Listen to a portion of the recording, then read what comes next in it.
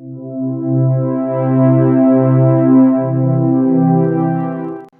Friends, कैसे हैं आप सब। तो आज हम लोग एसिड बेसिस एंड सॉल्ट्स के बारे में हम लोग पढ़ेंगे। तो आज हमारा जो है एसिड बेस एंड सॉल्ट का सबसे लास्ट और आखिरी पार्ट 3 जो है, जिसके बारे में हम लोग आज पढ़ाई करेंगे। पार्ट 3 जो है, इसमें कुछ चुनिंदा टॉपिक्स है जो काफी इंपॉर्टेंट टॉपिक है एग्जामिनेशन के पॉइंट ऑफ व्यू से। तो जरा हम इसे ध्यान से पढ़ेंगे। सबसे पहला पॉइंट जो है हमारा कि वॉशिंग सोडा क्या होता है। ओके, सबसे पहला पॉइंट वॉशिंग सोडा क्या होता है। पिछले क्लास में हम लोगों ने सॉल्ट, उसके बाद कॉस्टिक सोडा तक हम लोगों ने पढ़ा था। इस क्लास में हम लोग वॉशिंग सोडा के बारे में डिस्कस करेंगे कि वॉशिंग सोडा होता क्या है, इसका फॉर्मूला क्या होता है। वॉशिंग सोडा की अगर फॉर्मूला की बात करते हैं तो वॉशिंग सोडा का फॉर्मूला होता है Na2CO3.10H2O। Na2CO3 यानी कि सोडियम कार्बोनेट और .10H2O, 10 का मतलब होता है डेका, H2O मतलब हाइड्रेट। इसे हम कहते हैं सोडियम कार्बोनेट डेका हाइड्रेट। ठीक है, इसे मैं कुछ इस तरह से लिखता हूं, सोडियम कार्बोनेट डेकाहाइड्रेट। ठीक है, डेकाहाइड्रेट में क्यों कह रहा हूं, क्योंकि इसमें वाटर के मॉलिक्यूल्स जो हैं वो 10 है। ठीक है ना, 10 का मतलब होता है डेका। सोडियम कार्बोनेट डेकाहाइड्रेट जो है वो वॉशिंग सोडा का फॉर्मूला है। एक बात और यहाँ पर जान लीजिए कि अगर ये Na2CO3 में 10H2O वाटर नहीं होता, ये सिर्फ Na2CO3 होता, 10H2O वाटर के मॉलिक्यूल्स इसमें नहीं होते, तो इसे हम कहते हैं सिर्फ सोडियम कार्बोनेट। ठीक है, इसे हम क्या कहते हैं, सिर्फ सोडियम कार्बोनेट हम कहते हैं। और ये जो सोडियम कार्बोनेट है इसमें वाटर के मॉलिक्यूल्स नहीं है, इसीलिए इसका कॉमन नेम जो है उसे हम कहते हैं सोडा एस। अब सवाल ये है कि इसे हम प्रिपेयर कैसे करते हैं। सबसे पहला सवाल यही है कि सोडियम कार्बोनेट को प्रिपेयर कैसे किया जाता है। सोडियम कार्बोनेट प्रिपेयर करने के लिए सबसे पहले आपको लेना होगा सॉल्ट। हमें सबसे पहले चाहिए नमक, सॉल्ट, NaCl। और इस NaCl का रिएक्शन मुझे कराना है किसके साथ, अमोनिया के साथ और कार्बन डाइऑक्साइड के साथ। NaCl जो है मोल्टेन फॉर्म में होगा। मोल्टेन फॉर्म यानी पिघले हुए रूप में, यानी कि इसमें पानी पहले से मिला हुआ होगा। यानी NaCl नमक में हमने H2O यानी पानी को मिला दिया, तो नमक पानी का घोल है। इसका रिएक्शन आपको NH3 यानी अमोनिया और कार्बन डाइऑक्साइड के साथ हमें कराना है। NH3 का मतलब क्या होता है, अमोनिया होता है। ठीक है, अमोनिया का रिएक्शन और कार्बन डाइऑक्साइड के साथ रिएक्शन हम कराएंगे, क्या बनता है, तो बनता है आपका सोडियम हाइड्रोजन कार्बोनेट। इसके साथ और क्या बनेगा, इसके साथ बनेगा अमोनियम क्लोराइड। ठीक है, दो कंपाउंड आपको बनेगा रिएक्शन के बाद। हमने क्या किया, नमक लिया, इसमें हमने पानी मिलाया यानी पिघला हुआ नमक लिया, इसमें हमने अमोनिया NH3, इसके साथ साथ हमने कार्बन डाइऑक्साइड का रिएक्शन कराया। रिएक्शन करने के बाद क्या बना, सोडियम हाइड्रोजन कार्बोनेट बन रहा है, इसके साथ बन रहा है ammonium chloride. Sodium hydrogen carbonate जो है इसे हम कहते हैं बेकिंग सोडा। ठीक है ना, इसे बेकिंग सोडा कहते हैं। बेकिंग सोडा क्यों कहते हैं, क्योंकि खाना बनाने में इसका उपयोग किया जाता है। ठीक है ना, आप घर में कभी भी कोई ब्रेड वगैरह बनाते हैं या फिर पिज्जा वगैरह की आटा जो आप गूंथते हैं, तो गूंथते वक्त हम उसमें बेकिंग पाउडर थोड़ा सा मिलाते हैं, हम बेकिंग सोडा थोड़ा सा उसमें डालते हैं। बेकिंग पाउडर हम क्यों मिलाते हैं, क्या रीजन है, चलिए देखते हैं एक बार बेकिंग पाउडर को क्यों मिलाया जाता है। जैसे ही हमने आटे में बेकिंग पाउडर यानी NaHCO3 मिलाया, और मिलाने के बाद आप जैसे ही उस रोटी को तवे के ऊपर डालते हो और नीचे से गर्म करते हो, यानी कि मैं उसे हीट करता हूँ, हीट करने के बाद ये सोडियम हाइड्रोजन कार्बोनेट जो है ये टूट जाता है, किस में, ये टूटता है सोडियम कार्बोनेट में, Na2CO3 में टूटेगा। और इसके साथ साथ H2O थोड़ा सा पानी निकलता है और CO2 कार्बन डाइऑक्साइड निकलता है।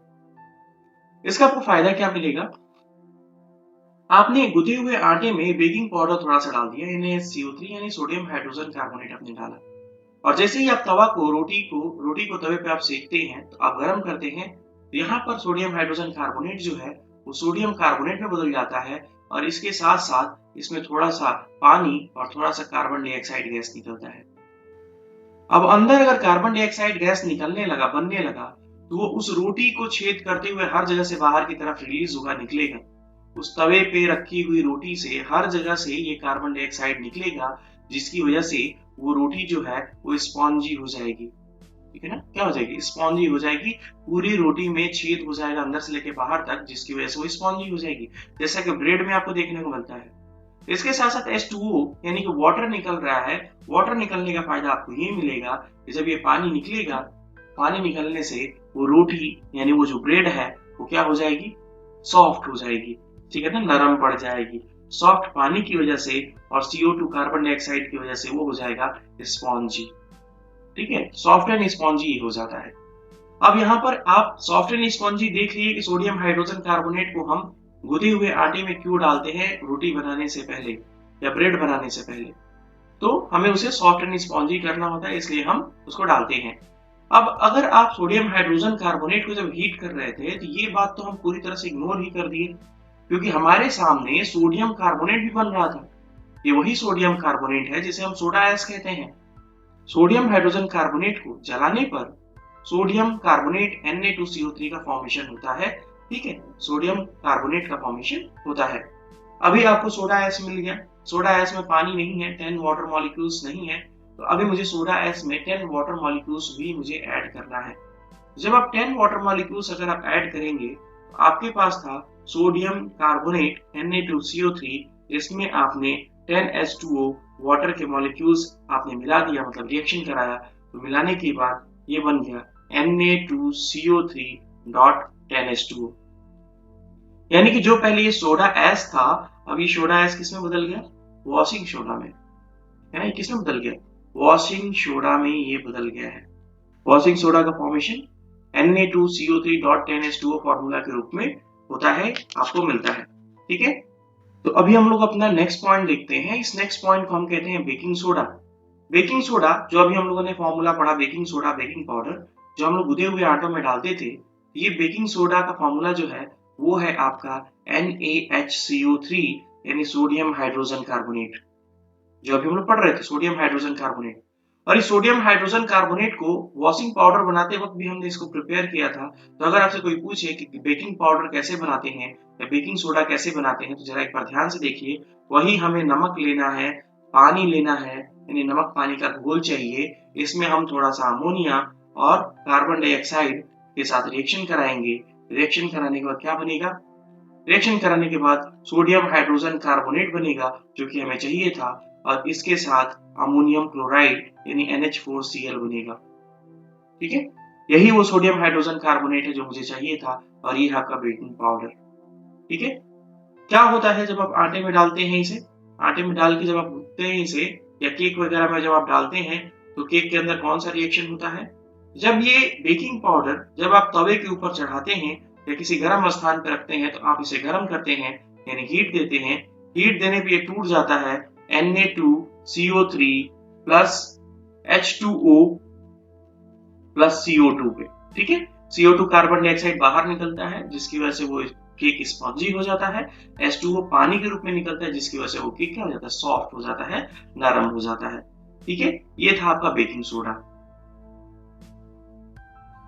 इसी के साथ एक बात और आप समझ लीजिए कि जब भी हम सोडियम हाइड्रोजन कार्बोनेट की बात करते हैं, यानी NaHCO3 की जब हम बात कर रहे हैं, तो सोडियम हाइड्रोजन कार्बोनेट का उपयोग यूज किया जाता है मेडिसिन के भी तौर पर। मेडिसिन यानी कि दवा के तौर पर भी इसका उपयोग किया जाता है। क्यों?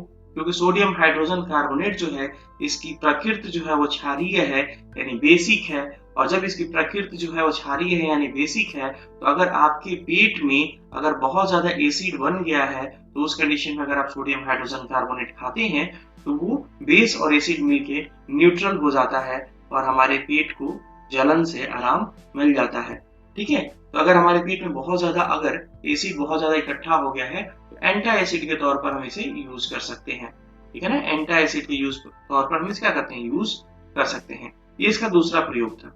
तीसरा प्रयोग जो था तीसरा यूज क्या है? तो अगर आपसे कोई क्वेश्चन पूछता है कि अगर फायर एक्सटिंग्विशर, ठीक है ना, फायर एक्सटिंग्विशर आपने देखा है ना, आग बुझाने के लिए जो सिलेंडर लगी हुई होती है पेट्रोल टैंक पे, तो फायर एक्सटिंग्विशर जो है, इसके अंदर जो पाउडर यूज होता है आग बुझाने के लिए जिसका हम उपयोग करते हैं, वो पाउडर वास्तव में बेकिंग सोडा या NaHCO3 सोडियम हाइड्रोजन कार्बोनेट ही होता है। तो अभी हम लोग अपना नेक्स्ट पॉइंट देखेंगे। हमारा जो अगला पॉइंट है, इस पॉइंट को हम कहते हैं ब्लीचिंग पाउडर। ठीक है ना, ब्लीचिंग पाउडर कहने का मतलब कि विरंजक चूर्ण। ठीक है, विरंजक चूर्ण जो है, क्या होता है उसका फॉर्मूला? विरंजक चूर्ण का फॉर्मूला जो होता है वो होता है CaOCl2, कैल्शियम ऑक्सीक्लोराइड, जिसे हम लोग कहते हैं Ca for calcium, O for oxy and Cl for chloride, जिसे हम कहते हैं कैल्शियम ऑक्सीक्लोराइड। ब्लीचिंग पाउडर का फॉर्मूला CaOCl2 होता है। ओके, CaOCl2 होता है। कैल्शियम ऑक्सीक्लोराइड तो कहते ही हैं, लेकिन इसके साथ साथ एक इसका दूसरा नाम भी होता है, कई बार हम इसे कैल्शियम हाइपोक्लोराइड भी कहते हैं, ठीक है ना। कैल्शियम ऑक्सीक्लोराइड भी कह सकते हैं, कैल्शियम हाइपोक्लोराइड भी कह सकते हैं। अब सवाल ये है कि हम इसे बनाते कैसे हैं, प्रिपरेशन इसका कैसे होता है। आपको लेना है चूना पानी, स्लैक लाइम, ठीक है ना। आपको लेना है चूना पानी, स्लैक लाइम, जिसका फॉर्मूला होता है CaOH ट्वाइस, कैल्शियम हाइड्रोक्साइड। ठीक है, आपने पढ़ा था कि कैल्शियम ऑक्साइड जो है CaO चूना पत्थर में आपने पानी मिला दिया, तो पानी मिलाने पे कैल्शियम हाइड्रोक्साइड CaOH ट्वाइस का फॉर्मेशन होता है। तो कैल्शियम हाइड्रोक्साइड वही चूना पानी मैंने लिया, इसमें क्लोरीन लाके मैंने मिला दिया, ठीक है ना। चूना पानी में क्या डाल दिया, क्लोरीन डाल दिया। तो जैसे ही चूना पानी में आप क्लोरीन डालोगे, ये बन जाता है bleaching powder, CaOCl2 bleaching powder बन जाएगा। और इसके साथ साथ क्या बनेगा, इसके साथ साथ पानी बनेगा, वाटर बनेगा। अभी हम लोग अपना next point plaster of Paris पढ़ेंगे कि प्लास्टर ऑफ पेरिस क्या होता है। प्लास्टर ऑफ पेरिस जो है, इन शॉर्ट आप इसे POP भी कहते हैं, प्लास्टर ऑफ पेरिस, ठीक है। प्लास्टर ऑफ पेरिस क्या होता है और इसका फॉर्मूला क्या होता है। प्लास्टर ऑफ पेरिस का फॉर्मूला होता है CaSO4.1/2H2O, ठीक है ना। कैल्शियम सल्फेट डॉट 1/2H2O यानी कि हेमीहाइड्रेट, ठीक है ना। कैल्शियम सल्फेट हेमीहाइड्रेट, इसे हम कहते हैं प्लास्टर ऑफ पेरिस का फॉर्मूला होता है CaSO4.1/2H2O, ये फॉर्मूला है प्लास्टर ऑफ पेरिस का। अब सवाल ये है कि कैल्शियम सल्फेट हेमीहाइड्रेट यानी प्लास्टर ऑफ पेरिस को हम बनाते कैसे हैं। कभी भी प्लास्टर ऑफ पेरिस को बनाना आप चाहते हैं, तो प्लास्टर ऑफ पेरिस को बनाने के लिए हमें जरूरत पड़ती है जिप्सम की। जिप्सम क्या है, जिप्सम एक हार्ड मास है, यानी कि एक कठोर पदार्थ है, जिसका फॉर्मूला CaSO4.2H2O होता है। अब जरा देखिए, प्लास्टर ऑफ पेरिस और जिप्सम के फॉर्मूले में क्या अंतर है। प्लास्टर ऑफ पेरिस में जो पानी के मॉलिक्यूल्स थे वो आधा था, 1/2, और जिप्सम जो है इसमें है 2H2O। डिफरेंस किसने का है, इसमें आधा था और इसमें 2 है, यानी कि 1.5 वाटर मॉलिक्यूल्स क्या है, इसमें ज्यादा है। 1.5 वाटर मॉलिक्यूल्स, 1.5 वाटर मॉलिक्यूल्स क्या है, इसमें ज्यादा है। तो अगर मैं कम कर दूं तो प्लास्टर ऑफ पेरिस बन जाएगा जिप्सम में से। जिप्सम का फॉर्मूला है CaSO4.2H2O, और जब आप इसे गर्म करोगे, ठीक है ना, हीट करना है आपको, क्या करना है, गर्म, 373 केल्विन पे, 373 केल्विन तापमान पे जब आप कैल्शियम सल्फेट .2H2O को जब आप गर्म करते हो, तो गर्म करने के बाद जो 2 वाटर के मॉलिक्यूल्स थे जो कि अभी ज्यादा थे, इसमें से 1.5 वाटर के मॉलिक्यूल्स निकल जाते हैं। 1.5 निकल जाते हैं तो इसके पास आप बचेंगे कितने, सिर्फ आधा मॉलिक्यूल पानी जो है बचता है, और 1.5 मॉलिक्यूल वाटर जो है गर्म करने की वजह से क्या हो जाता है, निकल जाता है, उड़ जाता है। ओके, ये जो 1.5 मॉलिक्यूल्स वाटर बचा, ये 1.5 मॉलिक्यूल जो कैल्शियम सल्फेट के साथ बच रहा है, इसे ही हम कहते हैं POP यानी प्लास्टर ऑफ पेरिस कहते हैं। इसे क्या कहते हैं, POP और प्लास्टर ऑफ पेरिस हम इसे कहते हैं। तो उम्मीद करता हूं कि एसिड, बेसिस एंड सॉल्ट से रिलेटेड जितने भी टॉपिक्स मैंने आपको पढ़ाए हैं, वो सारे टॉपिक आपको क्लियर होंगे। ऐसा बिल्कुल संभव है कि कोई टॉपिक आपको समझ में ना आया हो। इन केस अगर कोई टॉपिक आपको समझ में नहीं आया है, तो आप जरूर मुझे बताएं, कमेंट बॉक्स में आप टाइप कीजिए या मुझे मेल कीजिए, मैसेज कीजिए, मैं आपका वो प्रॉब्लम जरूर सॉल्व करूंगा। ओके, तो उम्मीद करता हूँ ये क्लास बहुत अच्छा रहा। तब तक के लिए स्वस्थ रहिए, खुश रहिए और अपना ध्यान रखिए।